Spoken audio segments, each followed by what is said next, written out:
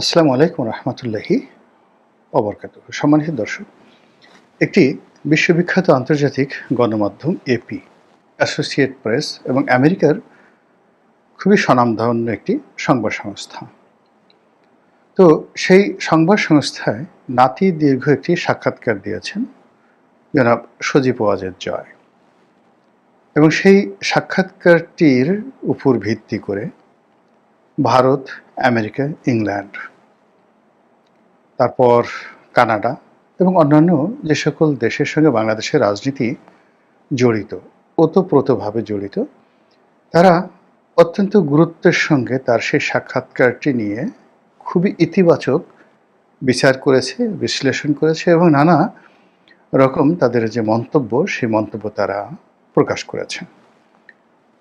Associate প্রেসের সঙ্গে একটি এক্সক্লুসিভ সাক্ষাৎকার দেওয়ার মতো বিরল সৌভাগ্য আমাদের এই রাজনৈতিক অঙ্গনে কয়জনের হয়েছে এটা আমি বলতে পারবো না। তবে সমসাময়িক কালে যদি আপনি জামাতের আমির ধরেন, জনাব তারেক রহমান সাহেব ধরেন, কিংবা ডক্টর মোহাম্মদ ইউনূস ধরেন, এখন যারা রাজনীতিতে সম্মুখ সারিতে আছেন, এনসিপির যিনি প্রধান নাহিদ ইসলাম ধরেন, তারা অ্যাসোসিয়েট প্রেসে একটি সাক্ষাৎকার দেবেন। আর সেই সাক্ষাৎকারটি নিয়ে আবার ওয়াশিংটন পোস্ট সংবাদ পরিবেশন করবে। তারপরে ব্রিটেনের দ্য গার্ডিয়ান তারা সংবাদ পরিবেশন করবে।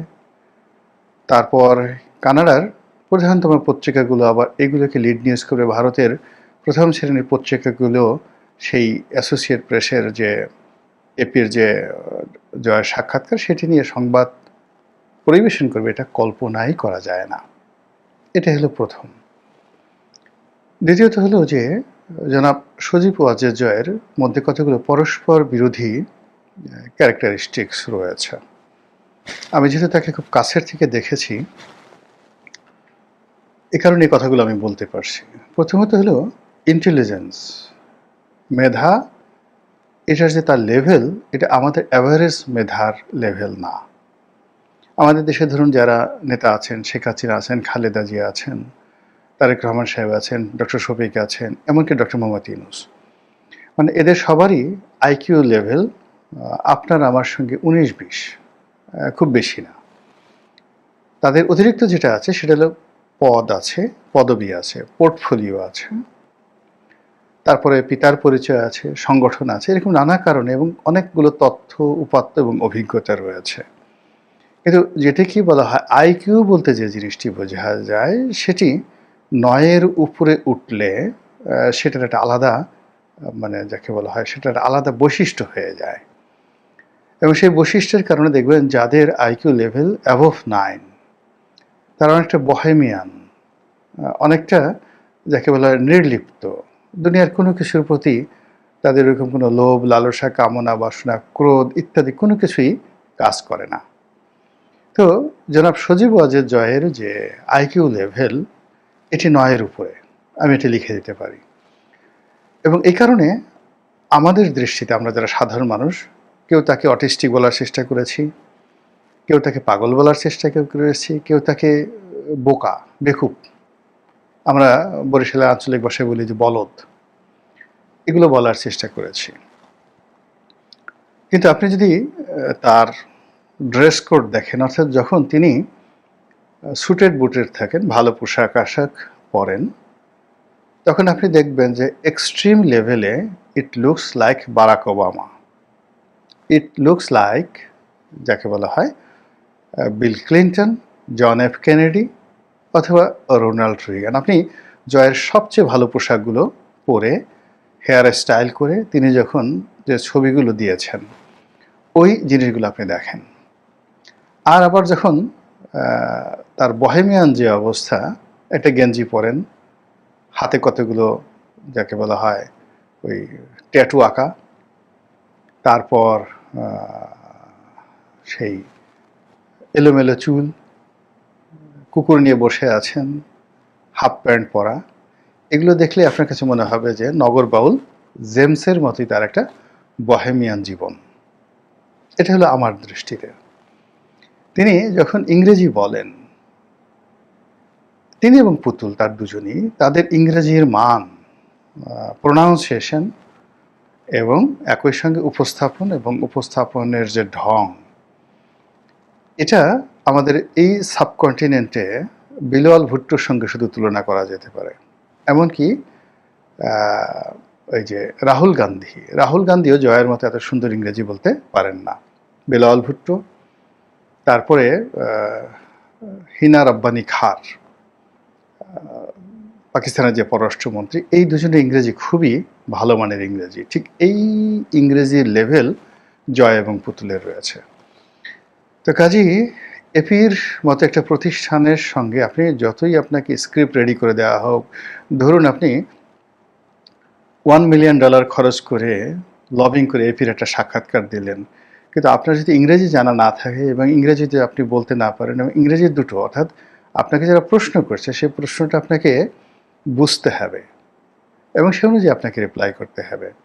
তো সেই দিক থেকে তার এই সাক্ষাৎকারটি নিঃসন্দেহে তার যে আইকিউ লেভেলের যে এক্সট্রিম যে জায়গাটি ইতিবাচক, সুটেড অ্যান্ড বুটেড, সেটারই প্রতিফলন ঘটেছে। আর এই কদিন আমরা গত কয়েক মাসে তাকে বারবার তাকে নিয়ে যে ট্রল করেছি, আমরা তার বোহেমিয়ান যে দিকটি রয়েছে সেটি নিয়ে ঠাট্টা মস্করা করেছি। ফলে কি হলো, অল অন এ সাডেন যখন তাকে নিয়ে ভীষণ রকম মাতামাতি হচ্ছে, তার বক্তব্য নিয়ে, তার বক্তব্যের সারবস্তু নিয়ে, এবং হঠাৎ করে এই বক্তব্যের কারণ এবং এটা নিয়ে বিশ্ব গণমাধ্যম, যারা বিশ্ব রাজনীতির মোড়ল, মানে ওয়াশিংটন পোস্টের মতো একটা পত্রিকা, তারা যখন কোনো বিজ্ঞাপন নেয়, এর আগে ডক্টর মোহাম্মদ ইউনূস এখানে বিশাল একটা বিজ্ঞাপন ছাপিয়েছেন জয়ের, এটা কোনো বিজ্ঞাপন নয়, যখন এইরকম একটা পত্রিকায় স্বতঃস্ফূর্তভাবে কোনো একটি খবর আসে, তখন ধরে নিতে হয় এর সঙ্গে আমেরিকার এবং পশ্চিমা দুনিয়ার যে নীতিগত সিদ্ধান্ত, সেই সিদ্ধান্তের কতগুলো কানেক্টিভিটি রয়েছে। এনিওয়ে, তো উনি যে কথাগুলো বলেছেন, খুব বেশি কথা বলেননি, যে কথার চম্বুক কতগুলো দিক ঘাটে পথে আমরা সবাই বলছি, সেটা হলো যে আওয়ামী লীগকে ছাড়া অর্থবহ একটি নির্বাচন হবে না, অংশগ্রহণমূলক একটি নির্বাচন হবে না, ইনক্লুসিভ একটি নির্বাচন হবে না, এবং এটিকে একটা ফ্রুটফুল ইলেকশন বলা যাবে না। সঙ্গতির কারণে প্রশ্ন আসতে পারে যে বিএনপিকে ছাড়া যে 3টি নির্বাচন হয়েছিল, সে ব্যাপারে উনি কিছু বলেননি কেন? মূল বক্তব্য হলো সেটা তিনি কেন বলবেন, আর এটা বলারই বা দরকার কি? বিএনপিকে ছাড়া যে ইনক্লুসিভ নির্বাচন হয়নি, এটা তো আওয়ামী লীগ যে হাড়ে হাড়ে টের পেয়েছে এবং তার যে পতন, সেই পতনের মধ্যে একটা সিল মারা হয়ে গেছে। সেটা ওয়াজেদ সাহেব, সজীব ওয়াজেদ, জয় সাহেব বলুন আর না বলুন, ওটা বাস্তব। এবং সেটা থেকেই আওয়ামী লীগ যেভাবে শিক্ষা নিচ্ছে এবং যে কথাগুলো বলছে, এই কথার প্রেক্ষিতে আওয়ামী লীগকে ছাড়া যে একটা ভালো নির্বাচন সম্ভব নয়, এটা আমরা বলার চেষ্টা করছি। তাহলে আওয়ামী লীগ আর বর্তমান সরকার, আওয়ামী লীগ আর বিএনপি একই হয়ে গেল। বা বিএনপি যেভাবে 15 ফেব্রুয়ারি একটা নির্বাচন করেছিল, তো আওয়ামী লীগ 3টি নির্বাচন করে সেটার প্রতিশোধ নিয়েছিল, তোরা একবার করলি, আমরা 3বার করে দিলাম। তো এটা ছক্কা পক্কা কাটাকাটি এরকমভাবে আমরা বাঙালিপনা করতে পারি, কিন্তু সামনে এগোনো যাবে না। জনাব জয় যে কথাগুলো বলেছেন, সে কথাটা হলো একটা নতুন দিগন্ত উন্মোচন করেছেন আলোচনার জন্য। সেখানে তিনি স্পষ্টতই যেটি বলার চেষ্টা করেছেন যে তার মায়ের যে সরকার ছিল, শেখ হাসিনার সরকার ছিল, সেই শেখ হাসিনার সরকার যে ব্রুটালিটি দেখিয়েছে, এটা অন্যায়, এটি ভুল। এখন এখানে আপনি অন্যায়, ভুল, ইংরেজি শব্দের অনেকগুলো অর্থ আপনি করতে পারেন এবং সেটার বিচার হবে, বিচার হওয়া উচিত, এ ব্যাপারে কোনো দ্বিমত নেই। আরও একটি কথা তিনি বলেছেন যে আওয়ামী লীগকে ছাড়া ইনক্লুসিভ নির্বাচন হবে না, কিন্তু তাকে একটা ব্রিদিং স্পেস দিতে হবে। একেবারে নির্বাচন তফসিল ঘোষণা করা হলো, all on a sudden Awami লীগের সুযোগ করে দেওয়া হলো, সেক্ষেত্রে আওয়ামী লীগের নির্বাচনে অংশগ্রহণ করবে না, আর অংশগ্রহণ করা তাদের পক্ষে সম্ভব না। এর কারণ হলো একটা নির্বাচনে জয়লাভ করার জন্য, প্রতিযোগিতা করার জন্য, দলকে গোছানোর জন্য যে ব্রিদিং স্পেস দরকার, এটা আওয়ামী লীগ পাচ্ছে না। ভালো কথা। তো এই যে কথা এই সময়টাতে আসলো কেন? যখন নির্বাচনের তফসিল ঘোষণার করার সময় মোটামুটি নির্ধারিত হয়ে আছে যে ডিসেম্বর মাসের প্রথমার্ধে, অর্থাৎ 15ই ডিসেম্বরের মধ্যে এখানে যাকে বলা হয় নির্বাচনের তফসিল ঘোষণা করা হবে। নির্বাচনের সেই তফসিল ঘোষণার 1 মাস আগে নভেম্বর মাসের 15 তারিখে জনাব তারেক রহমান দেশে আসবেন। তার নেতা নেত্রীরা রীতিমতো লঙ্কাকাণ্ড শুরু করে দিয়েছে, দৌড়াদৌড়ি, ঝাড় ফুঁক, গাড়ি বাড়ি, বুলেট প্রুফ গাড়ি, কারো কত কি।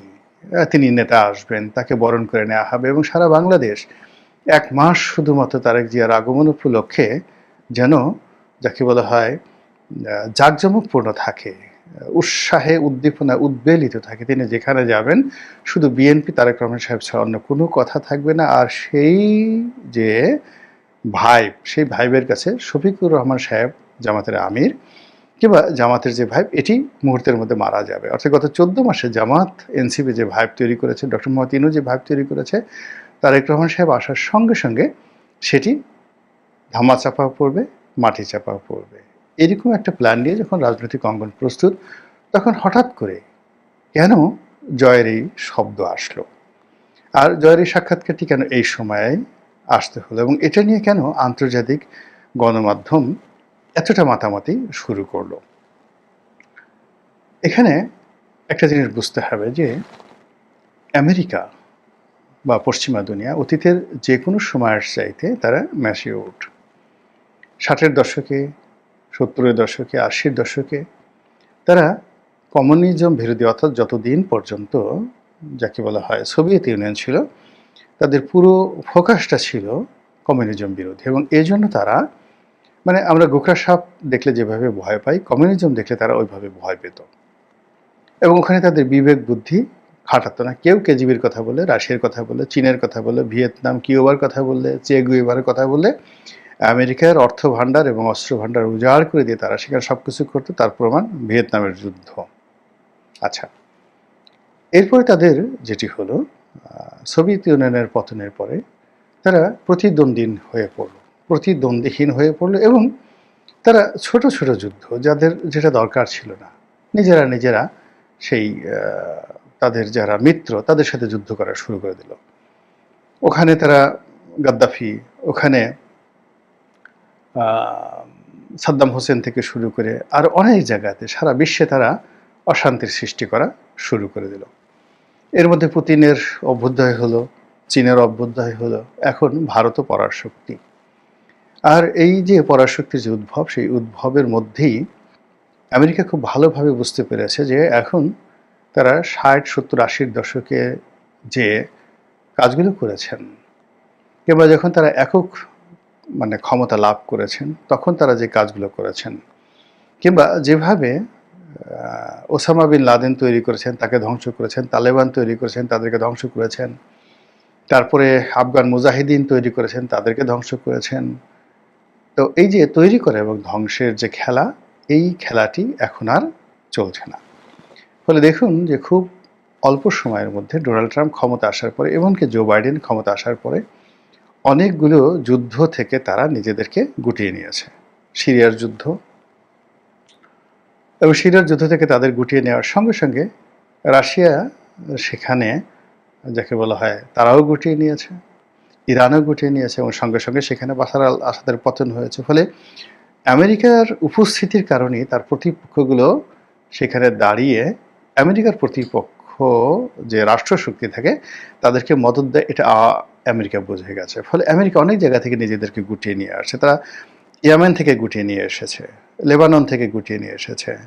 তারা এখন ইরানের সঙ্গে একটা সমঝোতা করার চেষ্টা করছে। বোঝার চেষ্টা করুন, তারা পাকিস্তান ভারতের সঙ্গে যুদ্ধ হয়েছে, মুহূর্তের মধ্যে সেটা বন্ধ করার জন্য পাগল হয়ে গেছে। গাজার যুদ্ধ তারা বন্ধ করে দিয়েছে। বিকজ আমেরিকাতে এখন এই মুহূর্তে যারা আছেন তারা জানেন যে চাকরির বাজার, ট্যাক্সের বাজার এবং অর্থনীতির কি বেহাল দশা হয়েছে। এবং তিনি, অর্থাৎ বর্তমান মার্কিন প্রেসিডেন্ট, যে নীতিগতভাবে আমেরিকা ফার্স্ট একের পর এক শুল্ক আরোপ করে যে কাজগুলো করার চেষ্টা করছেন, এটা বাংলাদেশের ডক্টর ইউনূসের যে ডক্ট্রিন সমূহ 3-0 থিওরি, রাষ্ট্রতন্ত্রে এসে জিরো হয়ে গেছে। ডোনাল্ড ট্রাম্পের যে আমেরিকা ফার্স্ট, তার যে হম্বিতম্বি, এগুলো সব দমন হয়ে গেছে, রিভার্স হয়ে গেছে। আমেরিকার মানুষ পাগল হয়ে গেছে তাকে তাড়ানোর জন্য। আর এই জন্য তিনি এখন নরেন্দ্র মোদীর সাথে বন্ধুত্ব করার জন্য নানা ছল করছেন। তার সাথে বলে যে আমার টেলিফোনে কথা হয়েছে, মিথ্যা কথা। নরেন্দ্র মোদী বলছেন যে না, আমার সঙ্গে কোনো কথা হয়নি। তো এইরকম একটা পরিবেশ এবং পরিস্থিতিতে আমেরিকা বাংলাদেশে তাদের যে ডিপ স্টেট পলিসি তারা নিয়েছিল, তাদের যে সকল এজেন্টকে তারা মনে করতো যে এরাদেরকে ক্ষমতায় বসালে তারা উল্টে ফেলবে, কিন্তু এরা যে আওয়ামী লীগ বা বিএনপির ওয়ার্ড পর্যায়ের একজন পলিটিশিয়ানের যে স্ট্রেংথ, শক্তিমত্তা, কৌশল এবং তার যে কাজ করার ক্ষমতা, তার উপর যে ডিপেন্ড করা, যে আপনি বিএনপি এবং আওয়ামী লীগ এই দুটো দলের ওয়ার্ড পর্যায়ের অনেক নেতা রয়েছেন, বিশ্বাস করেন সেই নেতাদের যে ধীশক্তি রয়েছে, সাহস শক্তি রয়েছে, এটা জনাব ইউনূসের উপদেষ্টা মণ্ডলীর একজনেরও নেই। ওয়ার্ড পর্যায়ে, ইউনিয়নের ওয়ার্ড পর্যায়ে যারা মেম্বার পদের, দিস ইজ পলিটিক্যাল ম্যাচুরিটি। আপনি যদি আওয়ামী লীগের যাকে বলা হয় বা বিএনপির চেয়ারম্যান হিসেবে দায়িত্ব পালন করেছেন কয়েকটা জেলাতে, যেমন ধরুন ময়মনসিংহ, গফরগাঁও, আমাদের পটুয়াখালীর গলাচিপা আমার নির্বাচনী এলাকাতে, ফেনী এই এলাকার চেয়ারম্যান অথবা উপজেলা চেয়ারম্যান 10 বছর বা 5 বছর দায়িত্ব পালন করেছেন, এমপির কথা বাদ দিলাম। এদেরকে এনে আপনি যদি একসাথে 24 ঘন্টা গ্রুমিং করেন এই উপদেষ্টা মণ্ডলীদের মধ্যে সবাইকে, এই গাবতলী হাটে কয়েকবার বিক্রি করবেন, আবার কয়েকবার কিনে নেবেন। This is politics. তো এদের দ্বারা যে কিছু একটা হবে না, এটা আমেরিকা বুঝে গেছে।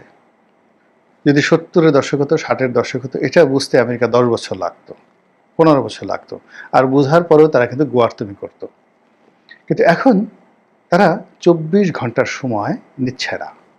যেভাবে ভারত পাকিস্তান যুদ্ধ বন্ধ করছে, যেভাবে মোদির সাথে সম্পর্ক করতে চাচ্ছে, আবার অনেকের সাথে তাদের যারা বন্ধুত্ব ছিল সেই বন্ধুত্ব তারা যেভাবে কাট আপ করে ফেলেছে, কাট আপ করে ফেলেছে, তো তারই প্রেক্ষিতে সজীব ওয়াজেদ জয় কিংবা শেখ হাসিনা কিংবা আওয়ামী লীগ, তাদের সঙ্গে কোনো সংযোগ স্থাপন হলো, এটি নিয়ে কিন্তু সরকারের মধ্যে এখনও যারা রয়েছেন সরকারের মাস্টার মাইন্ড, এবং এই সরকার সফল হলে যারা লাভবান হবেন, আর এই সরকার ব্যর্থ হলে যাদের পিঠের চামড়া থাকবে না, তারা কিন্তু এই বিষয়গুলো নিয়ে ভাবছেন। আর ভাবার ফলে একেবারে যখন সব কিছু পিন পয়েন্টে চলে এসছে, তখন হঠাৎ করে জনাব সজীব ওয়াজেদ জয়ের এই যে অভ্যুত্থান কিংবা অভ্যুদয় যা কিছু হচ্ছে, এটা সরকারকে সঙ্গত কারণেই বিচলিত করেছে, অস্থিরতা তৈরি হয়ে যায় সরকারের মধ্যে, এবং সরকারের অনেকগুলো বিষয় নিয়ে এখন সরকারকে নতুন করে চিন্তা ভাবনা করতে হচ্ছে। অন্যদিকে বিএনপির যে রাজনৈতিক হিসাব, তারা যেভাবে আওয়ামী লীগকে একেবারে মাইনাস করে দিয়েছিল, আওয়ামী লীগের কোনো চিন্তাই তাদের মধ্যে ছিল না। আওয়ামী লীগের সব কিছু তারা মনে করেছিল এটা আমাদের গনিমতের মাল। এখন আমরা কোন অংশটা নিজেরা রাখবো আর কোন অংশটা জামাতকে দেবো, কোন অংশটা এনসিপিকে দেবো, এটা বিএনপির যারা মাসেলম্যান তাদের মেজাজ মর্জির উপর নির্ভর করছিল গত 14 মাস ধরে। এরকম একটা ভাইব যেখানে তৈরি হয়ে আছে, এবং বাস্তবতা, শুধু ভাইব না, বাস্তবতাও তাই। গিয়ে দেখেন যেখানে যেখানে আওয়ামী লীগের ব্যবসা বাণিজ্য, শিল্প, কলকারখানা রয়েছে, সেটা যেখানে বিএনপি মনে করেছে আমাদের এটার উপর প্রভুত্ব কায়েম করা দরকার, সেখানে বিএনপি করেছে। বিএনপিকে যেটা ফেলে দিয়েছে সেটা হয়তো জামাত গ্রহণ করেছে, জামাত যেটা ফেলে দিয়েছে এনসিপি গ্রহণ করেছে। এইভাবে আসলে ব্যবসা বাণিজ্য, শিল্প, কল কারখানা, রাজনীতি, অর্থনীতি সব কিছু চলছে। তো সেখানে হঠাৎ করে যখন আবার এই জয়ের প্রসঙ্গ আসছে, এবং তাও অ্যাসোসিয়েট প্রেসের মতো একটা সংবাদ মাধ্যম, এবং সেটার আবার কন্টিনিউশন, যেমন ধরুন আমার একটা এই সাক্ষাৎকার আপনি চিন্তা করুন, আমি বললাম, এখন আমার এই ইউটিউব চ্যানেলকে কেন্দ্র করে বাংলাদেশের প্রায় বড় বড় পত্রিকাগুলো, তারপরে টেলিভিশনগুলো, তারা ফটোকার্ড তৈরি করে, খবর তৈরি করে। গোলাম মোল্লা রানী এই কথাগুলো বলেছে। ফলে অন্য ইউটিউবারের সাথে যদি আমাকে অন্য সবাই তুলনা করে, তাহলে দেখা গেল এটা হবে না। আবার ধরুন আমার কোনো একটা বক্তব্য যদি আন্তর্জাতিক গণমাধ্যমে চলে আসতো, তাহলে আমার এই গুরুত্ব আরও বাড়তো না, সঙ্গতির কারণে বাড়তো। আবার ধরুন দেখা গেল যে আমি সারাদিন ইউটিউবে বক্তব্য দিচ্ছি, এখন আপনারা যারা দর্শক আছেন তার চেয়ে আরও দর্শক, কিন্তু এই দর্শকগুলো সব গুলিস্তানের, এই দর্শকগুলো সব এমন একটা জায়গার যাদের মতামতের কোনো মূল্য নেই। ফলে কী হলো যে আমি এর সাথে গুরুত্বপূর্ণ কথা বলার পরেও পত্র পত্রিকাগুলো কিন্তু এগুলো গ্রহণ করতো না। তো পত্রপত্রিকা যখন দেশের গণমাধ্যম, মূলধারার গণমাধ্যম যখন তাদের টকশোতে, তাদের অনুষ্ঠানে গোলাম মোল্লা রনিকে অপরিহার্য মনে করছেন, আর আমি এই যে যা কিছু বলছি এগুলোকে নিয়ে আবার কেউ ফটো কাট করছেন, সেগুলোকে নিয়ে আবার কেউ সম্পাদকীয় করছেন, সেগুলোকে নিয়ে প্রতিবেদন করছেন, আবার সেগুলোকে নিয়ে কোটি কোটি ভিউ হয়ে যাচ্ছে বিভিন্ন টেলিভিশন চ্যানেলে। এর একমাত্র শক্তির উদ্দেশ্য হলো, মানে একমাত্র, মানে যাকে বলা হয় রিজন, কারণটা হলো এই আমার ইউটিউব চ্যানেল যারা দেখেন তারা এদেশের হর্তাকর্তা, তারা এদেশের শিক্ষিত জন, আওয়ামী লীগ, বিএনপি, জামাতের শীর্ষ পর্যায়ের লোকজন রয়েছে। ফলে এখানে পাঠক বা দর্শক, ধরুন পরিমণের দর্শক বা হিরো আলমের দর্শকের যদি 10 ভাগের 1 ভাগও হয়, কিন্তু এটার ওয়েটটা অনেক অনেক বেশি। তো সেই দিক থেকে ধরুন বাংলাদেশের একটা মিডিয়াতে একটা খবর আসলো, সেটা বাংলাদেশ প্রতিদিন হোক, কালের কণ্ঠ হোক, কিংবা প্রথম আলো হোক, ডাজ নট ম্যাটার, কিন্তু যখন একটা খবর চলে আসে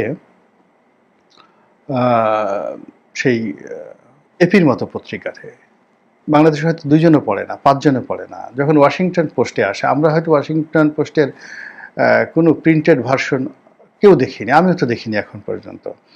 কিন্তু মূল ব্যাপারটা হলো যে বিশ্বের যেই জায়গাগুলো থেকে রাজনীতির চাবিকাঠি ঘোরানো হয়, যেখান থেকে সিদ্ধান্ত নিতে হয়, ঠিক সেই জায়গাটাতে ওই পত্রিকাগুলো নক করে এবং তাদের রিপ্রেজেন্ট করে। আপনি চিন্তা করেন দ্য ইকোনমিস্ট, সেটার একটা প্রতিবেদন, টাইম ম্যাগাজিনের একটা প্রতিবেদন, দ্য হিন্দু, ভারতের হিন্দু পত্রিকার একটা প্রতিবেদন, পাকিস্তানের ডন পত্রিকার একটা প্রতিবেদন, চীনের সিনহুয়ার একটা প্রতিবেদন, কিংবা জার্মানির শাইটুংয়ের একটা প্রতিবেদন, এর অনেক গুরুত্ব, বা ফ্রান্সের লা মন্ডে পত্রিকার একটা প্রতিবেদন, এটার ভীষণ রকম গুরুত্ব, যেটা আমরা বাংলাদেশে কল্পনা করতে পারিনি। এবং সেই কাজটি জনাব সজীব ওয়াজেদ জয়ের জন্য ঘটেছে, তার পক্ষে ঘটেছে, বিপক্ষে ঘটেছে, হোয়াট এভার মেবি, এজন্যই এটা নিয়ে আমরা এত আলোচনা করছি। মহান আল্লাহ আমাদের সবাইকে হেদায়েত দান করুন এবং হেফাজত করুন। আসসালামু আলাইকুম ওয়া রাহমাতুল্লাহি ওয়া বারাকাতুহু।